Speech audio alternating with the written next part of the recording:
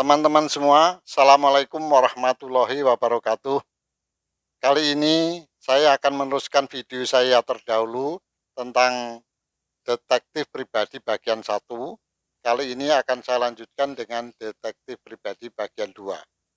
Materi merupakan kelanjutan, yaitu dalam hal mencari barang-barang kita yang hilang, yang kita cari tidak ketemu, misalnya kunci, misalnya STNK, misalnya dompet, misalnya uang, misalnya dokumen dan sebagainya. Kita lupa menaruhnya. Kadang-kadang juga kita lupa buku itu pengarangnya siapa, teman kita namanya siapa. Kemudian juga buku yang saya pengen lihat itu terbitan tahun berapa. Misalnya seperti itu. Nah, kali ini saya akan mencoba mengetengahkan teori yang disebut dengan object imagery yang dikenal di dalam neuro-linguistic programming. Mengapa saya memilih metode ini? Karena kita, masyarakat kita itu sekarang sangat-sangat paham dengan budaya simbol. Misalnya saja di dalam acara pernikahan, ada simbol BLEKETP, ada simbol kembar mayang, ada simbol tarup dan sebagainya. Dan seluruhnya itu mempunyai makna-makna yang sangat-sangat kita kenal. Kemudian juga di dalam agama, kita kenal kalau kita mengikuti ritual ibadah haji misalnya, kita melempar jumroh yang merupakan simbolisasi bagaimana kita bisa menyingkirkan atau sudah berusaha menghindari, membuang ajaran-ajaran atau ajaan-ajaan setan. Sehingga sesudah pulang dari haji, diharapkan menjadi haji yang mabrur, yang sudah tidak lagi mengikuti atau meniru atau menerima ajaan-ajaan setan itu. Nah, sekarang persoalannya tinggal bagaimana kita bisa menggunakan teori objek imagery itu, yaitu menghadirkan detektif yang pernah kita kenal, sehingga akan menjadi detektif pribadi kita. Nah, sekarang kalau biasa kita mengenal neuro-linguistic programming sebenarnya biasa. Tapi bagi yang belum mempelajari itu juga gampang. Karena kita tinggal meminta bantuan saudara-saudara kita atau teman-teman kita yang sudah lebih dulu mempelajari neuro-linguistic programming atau mind technology.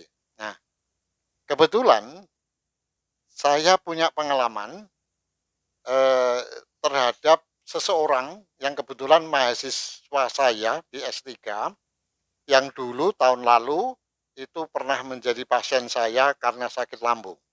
Nah, kemudian menelpon saya menyatakan bahwa eh, barangnya hilang. Ada barang yang hilang, yang sudah dicari tidak ketemu-ketemu.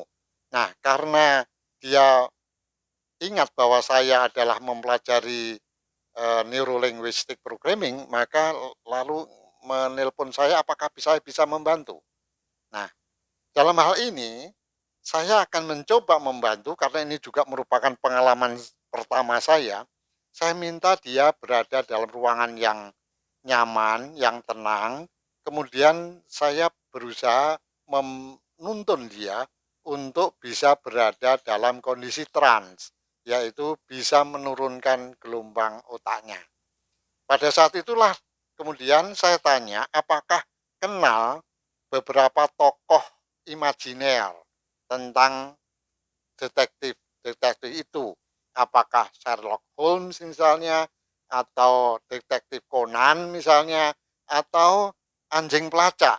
Nah, jawabannya saya mengenal, pernah membaca buku-buku tentang detektif Sherlock Holmes. Oke, kalau begitu, lalu saya coba untuk menuntun, menghadirkan dia detektif Sherlock Holmes itu. Nah, berikut ini ada testimoni dari dia yang mari kita lihat bersama-sama. Eee, ini juga merupakan pengalaman pertama bagi saya untuk menerapkan, object imagery di linguistik, eee, di, neuro linguistic programming itu. Mari kita saksikan bersama-sama, mudah-mudahan bermanfaat. Billahi taufik wal hidayah. Wassalamualaikum warahmatullahi wabarakatuh.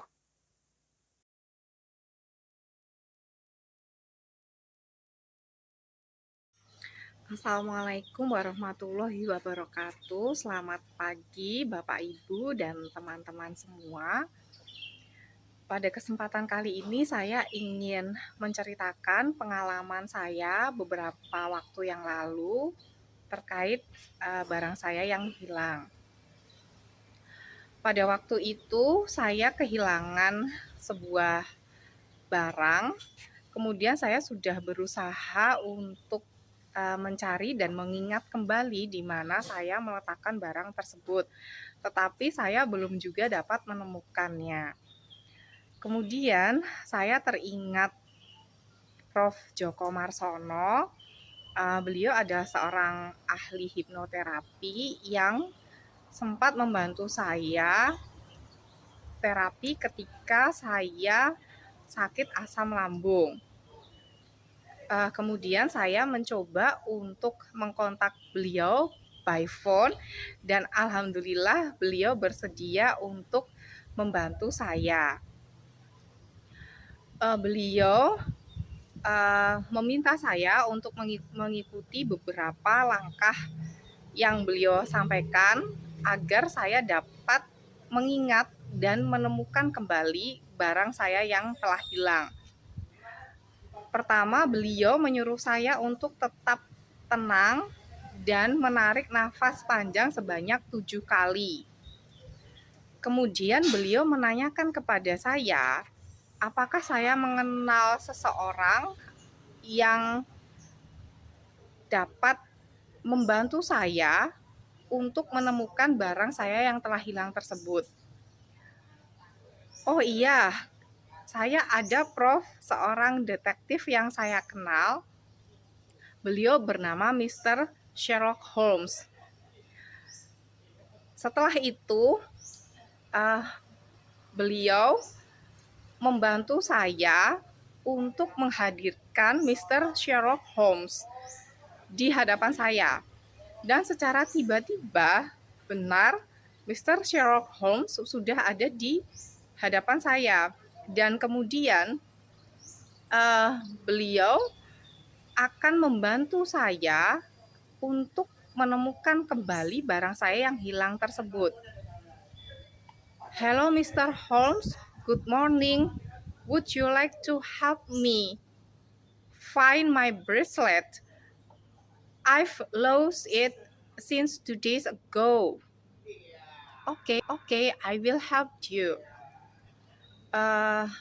Kemudian Mr. Holmes mulai mencari di beberapa tempat dan akhirnya beliau menemukan gelang yang saya cari tersebut di dalam saku baju di dalam almari saya. Kemudian saya mengucapkan terima kasih kepada beliau. Thank you Mr. Holmes for your help. I've appreciated it. Okay, thank you.